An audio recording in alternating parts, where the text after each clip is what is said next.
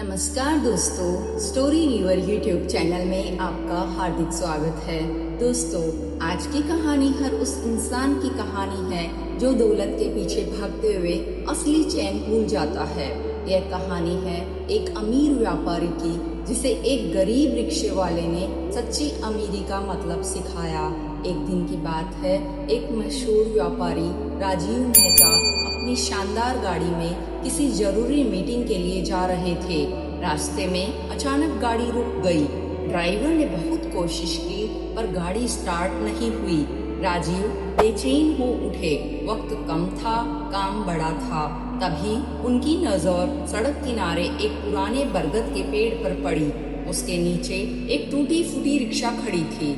उस रिक्शे पर एक दुबला पतला नौजवान लेटा था, पैर हैंडल पर टिके हुए, आंखें बंद और होठों पर हल्की सी मुस्कान।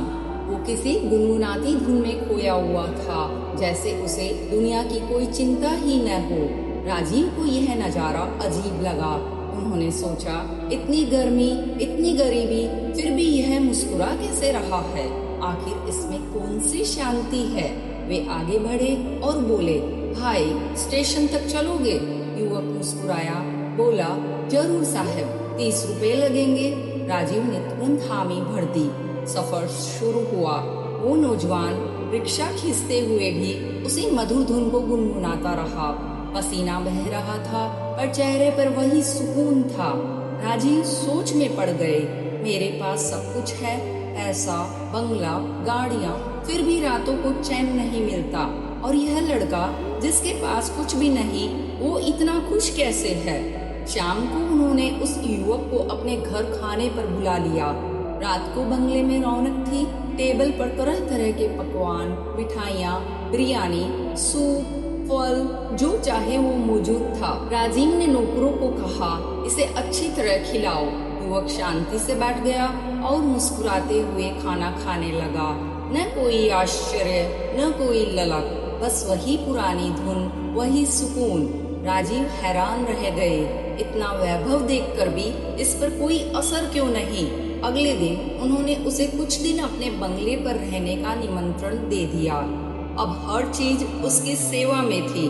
नौकर जूते पहनाते, कोई कोट लाता, ठंडी हवा, बड़ी स्क्रीन और एसी कमरा। पर युवक फिर भी वैसा ही रहा। वही मुस्कान, वही संतोष, वही गुनगुनाहट। राजीव अब अधीर हो गए। एक दिन उन्होंने पूछा, क्या तुम खुश हो?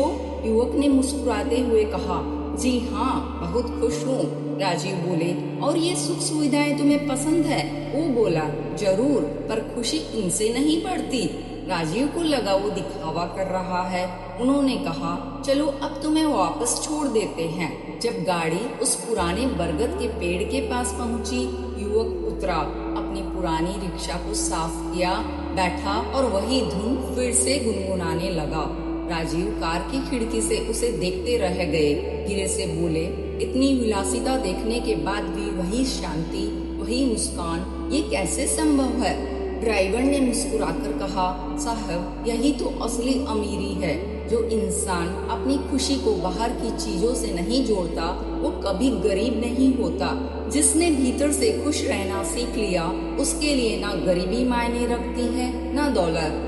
वो हर हाल में गुनगुनाता रहता है, धूप में भी और छांव में भी। राजीव मेहता चुप हो गए। उनकी आंखों में एक नई समझ उतर आई थी। उन्हें एहसास हुआ, सच्ची दौलत बैंक बैलेंस में नहीं, मन की शांति में होती है। दोस्तों, जिंदगी में सब कुछ मिल सकता है, पर अगर मन की शांति खो गई तो सबसे बड़ी अमीरी भी अधूरी है। दोस्तों, अगर कहानी पसंद आई तो वीडियो को हाइप और चैनल को सब्सक्राइब जरूर कीजिएगा। धन्यवाद। फिर मिलते हैं अगले वीडियो में एक नई कहानी के साथ। तब तक स्वस्थ रहें, खुश रहें।